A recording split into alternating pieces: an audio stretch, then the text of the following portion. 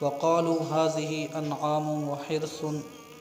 وحرث حجر لا يطعمها الا من نشاء بزعمهم۔ اس آیت کے اندر اللہ تبارک و تعالی نے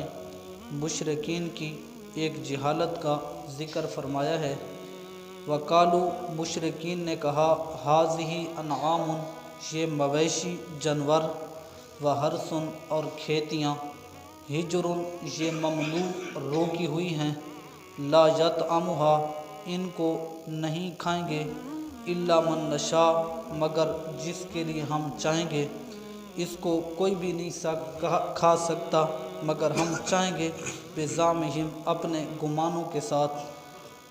وانعام اور کچھ جانور اور مویشی ایسے تھے، حرمت ظہورها ان کی سواری انہوں نے حرام کر لی، وانعام لا یذکرون اسم اللہ علیہ افتراء علیہ اور کچھ مویشی ایسے تھے کہ ان پر اللہ تبارک و تعالیٰ کا نام لیے بغیر ذبح کر دیتے، اللہ پر بہتان باندھتے ہوئے۔ سیجزیہم بما کانوا یفترون، عن قریب اللہ ان کو سزا اور بدلہ دے گا اس کا جو اللہ پر بہتان باندھتے ہیں۔ اس آیت کے اندر اللہ تبارک و تعالیٰ نے مشرکین کی جہالتوں کا تذکرہ فرماتے ہوئے ارشاد فرمایا کہ جو مشرکین تھے اپنی جانب سے کچھ مویشی اور جو کھیتی کا ساز و سامان ہوتا اور جو کھیتی باڑی کا کام کرتے پھر اس سے جو نفع اٹھاتے تھے تو وہ ساری چیزیں اپنے بت خانے میں رکھ دیتے تھے، بتوں کے نام کر دیتے اور کہہ دیتے کہ ان کا کھانا جائز نہیں ہے، نہ کوئی اس میں سے استعمال کر سکتا ہے جانوروں کو، اور نہ ہی یہ جو ہم نے کھیتی باڑی سے مال کمایا ہے اس کو استعمال کرنا جائز نہیں ہے، اس کو وہی کھا سکتا ہے جس کو ہم حکم دیں گے۔ تو ان کا یہ گمان تھا کہ جو بتوں کے پجاری ہیں اور جو بتوں کی خدمت کرنے والے ہیں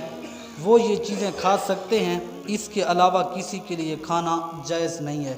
اور دوسرا ان کا طریقہ یہ تھا کہ کچھ مویشی اور جانور وہ حرام کر لیتے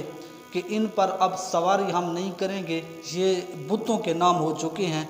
اور کچھ جانور ایسے تھے کہ جب ان کو ذبح کیا جاتا تو اللہ کا نام ان پر نہیں لیتے تھے، اور انہوں نے یہ سارے کرتب جب اپنی جانب سے کیے تو اللہ تعالیٰ نے فرمایا سیجزیہم بما کانوا یفترون، یہ سارے ان کی رسومات غلط ہیں، انہوں نے اللہ پر بہتان باندھا ہے۔ اللہ نے نہ تو کسی جانور پر پابندی لگائی ہے کہ اس کا گوشت تمہارے لیے جائز نہیں ہے، نہ اللہ نے یہ فرمایا ہے کہ یہ جو جانور ہے اس پر تم سوار نہیں ہو سکتے، نہ اللہ تبارک و تعالیٰ نے اس چیز کا حکم دیا ہے کہ میرے نام کے بغیر تم جانور ذبح کر کے اس کا گوشت کھا سکتے ہو۔ یہ ساری ان کی جہالتیں جو ہیں اللہ تعالیٰ نے قرآن مجید کے اندر بیان فرما کے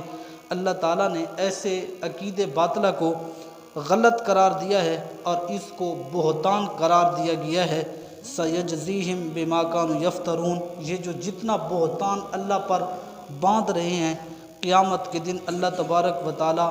ان میں سے ہر ایک کو اس بہتان کا بدلہ اور سزا دے گا۔ اللہ تعالیٰ سے دعا ہے اللہ تعالیٰ ہم سب کو برے عقائد سے بچ کے صحیح سنی العقیدہ پر رہنے کی توفیق عطا فرمائے اور ہم سب کا خاتمہ بالایمان فرمائے، آمین ثم آمین، الحمدللہ رب العالمین۔